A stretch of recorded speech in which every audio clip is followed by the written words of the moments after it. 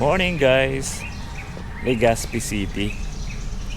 Ito try nating i-360 yung Mayon. Medyo late na yung ride out ko. Supposed to be 5 AM yung plano ko, pero ito 6 AM na. Let's see.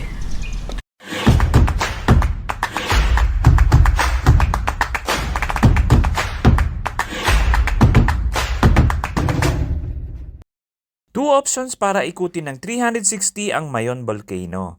It's either clockwise yung route or counterclockwise. Ang pinili kong route ay yung clockwise at ang starting point ko ay Legazpi City. First leg ng padyak ko ay going to Ligao City na ayon sa Google Map ay around 28 kilometers. From Ligao naman ay next route ay going to Tabaco City na aabot ng 26.5 kilometers, and from Tabaco going to my hotel in Legazpi City ay 28 kilometers. Kaya ang estimated distance para makumpleto ko yung Mayon 360 is around 82.5 kilometers. Ganito ang view ng Mayon Volcano early in the morning. Makikita mo yung cone shape niya kasi hindi pa siya natatakpan ng mga clouds. Ito na yung chance ko mag-picture habang buo pa siya, kaya picture taking muna ako bago ko simulan yung solo Mayon 360. After ng mabilisang picture taking, sumabak na ako sa padyakan dahil medyo mataas na rin yung araw sa oras na 6:13 AM. Marami daw ahon dito sa route na clockwise ng Mayon 360. May nagsasabi na mas madali lang daw yung counterclockwise. Ito yung mag-start ka ng Legazpi, going to Tabaco, then Ligao, and back to Legazpi. Pero dahil Mayon 360 Bike Challenge ay clockwise ang ruta nila, kaya ito na lang din yung pinili kong gawin. Ang alam ko, this June 30 meron ulit Mayon 360 Bike Challenge. Sayang nga lang hindi ako makakasali. Pero since nandito na rin ako sa Legazpi, kaya solo Mayon 360 na lang ang gagawin ko. So far itong Legazpi going to Ligao, maganda pa yung daan niya. Halos patag lang yung kalsada at yung mga ahon naman dito medyo banayad pa. Kaya chill lang yung pagpadyak ko dito. Tamang pasyal mode lang dahil hindi naman ako nagmamadali.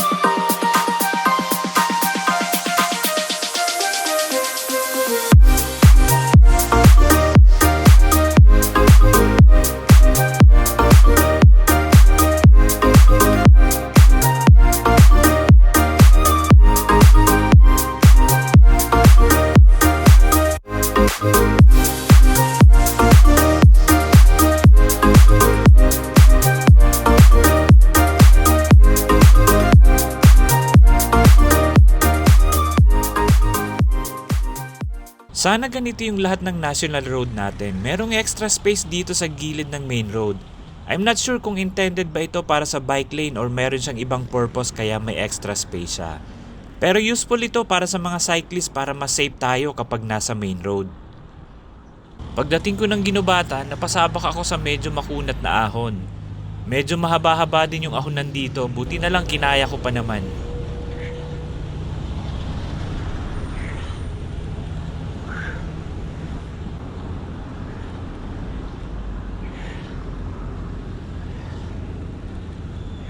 Naubos yata yung energy ko sa pag-ahon sa Ginubatan at bigla akong nagutom nung makita ko itong mga nagbebenta ng rice puto. Isa sa mga favorite na kakanin ko dito sa Bicol. Kaya huminto muna ako para kumain at ito na rin yung naging breakfast ko. Kain muna tayo, breakfast muna tayo nitong rice puto. Yan. Sarap nito. Yan, 25 pesos, 3 piraso.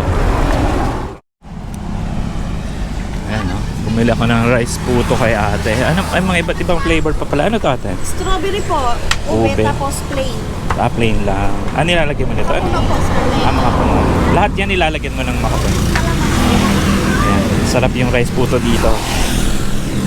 Kakanin sa Albay. 25 pesos, 3 piraso na. Masarap yung rice puto dito sa Albay. Sa 25 pesos ay solve na yung breakfast ko. 2 yung nakain ko at may baon pa akong isa. Bumalik pa jack na rin ako at bumawi naman yung daan dito sa Ginubatan. Yung inahon ko kanina ay pinalitan ng mahabang lusong. Sarap magbike kapag puro lusong ang daan.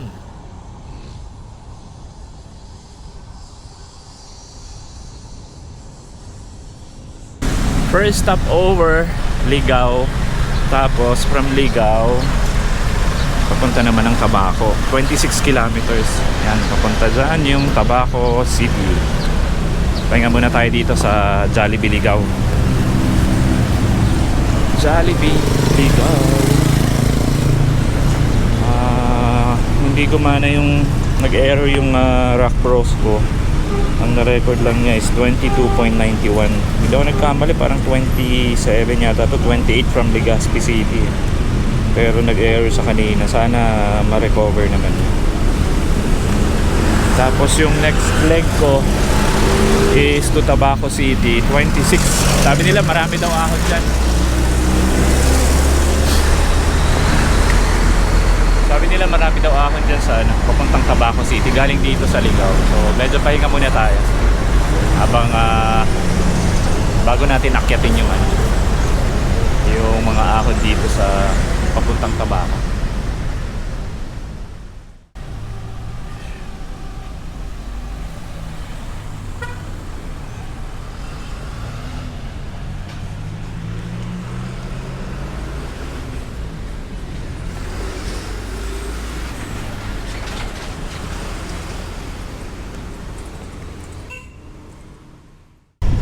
Sabak na ulit from Ligao. Ang destination ko naman ngayon ay papuntang Tabaco City. Yan, may marker ng Tabaco sa Google Map. Around 26 kilometers to. At narinig ko dun sa mga ibang vlogger, parang maraming mga ahon dito. Woohoo, good luck. Let's roll. So far banayad pa naman to. From Jollibee Ligao. Nandyan pa yung mga ahon-ahon. Yan. May binubugang usok si Mayon.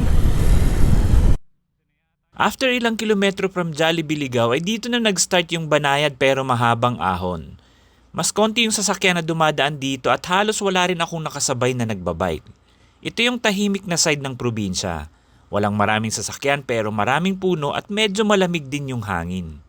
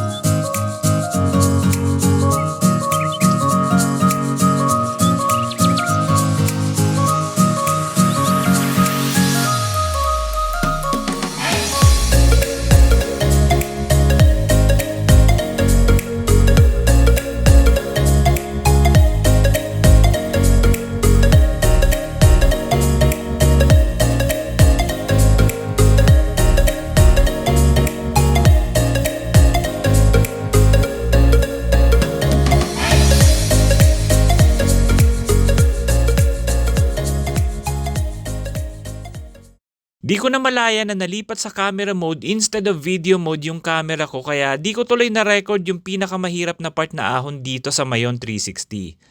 Para sa tulad ko na weekend rider, di rin siya biro dahil nahirapan din talaga ako sa pag-ahon. After nung makunat na ahon, halos puro lusong na ang daan at relax na yung pagpadyak ko dito hanggang marating ko ang Tabaco City.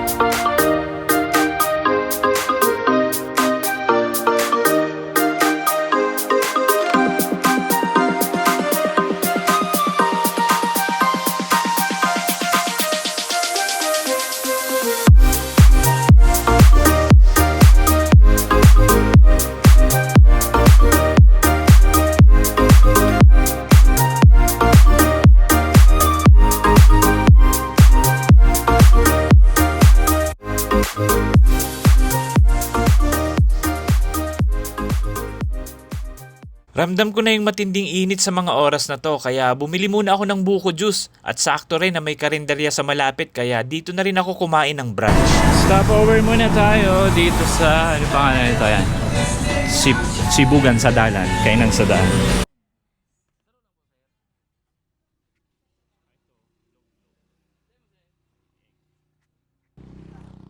Pagkatapos ng kain at pahinga ay balik padyak na ako. Sumabak na ako sa tirik na araw. 34 degrees Celsius pero feels like 38 degrees ang temperature.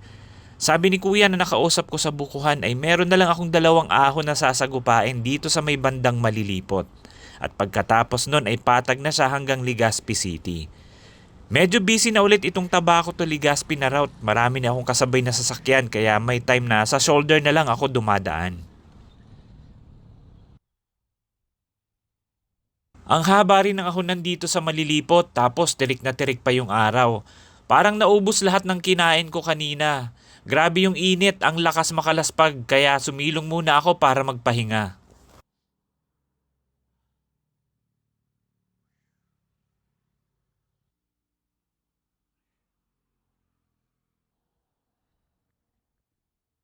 Medyo ginanahan na ako nang makita ko na malapit nang matapos yung ahon. And finally malapit na ako sa taas. Siyempre kapag may ahon may lusong. Kaya excited na ako doon sa lusong na part. Ito na yung last na ahon dito sa Mayon 360. Ibig sabihin after nito ay tapos na yung mahirap na part ng biyahe.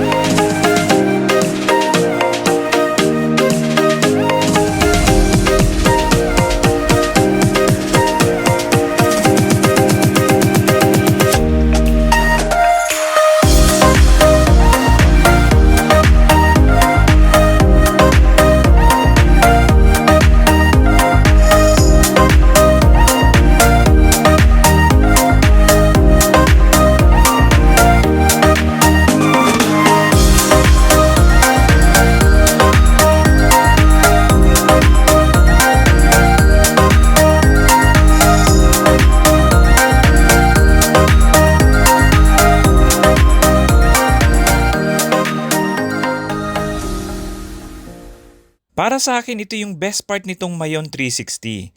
Nawala yung pagod ko habang ini-enjoy ko ang mabilis na downhill at ang magandang view sa paligid. Nakapag-record ako ng 77.03 km sa bike computer. Hindi umabot sa estimated ko na 82.5 km dahil hindi na na-recover yung 5 km na naka-autopause yung computer. Total time na pumapadyak ako ay 3 hours and 58 minutes. Hindi pa kasama dyan yung mga pahinga, kain at picture taking. Na-enjoy ko yung solo Mayon 360 pero mas masayang gawin ito kung may kasama ka or group ride. Kung gusto mo naman na may souvenir na medal ay pwede ka namang sumali sa Mayon 360 Bike Challenge. Ang alam ko this year ay June 30 yung event nila. So next year pwede mo siyang abangan para makasali sa Mayon 360 Bike Challenge. Okay guys, thank you for watching this video. Please like and consider subscribing. From Legazpi City, Diyos mabalos. Ciao!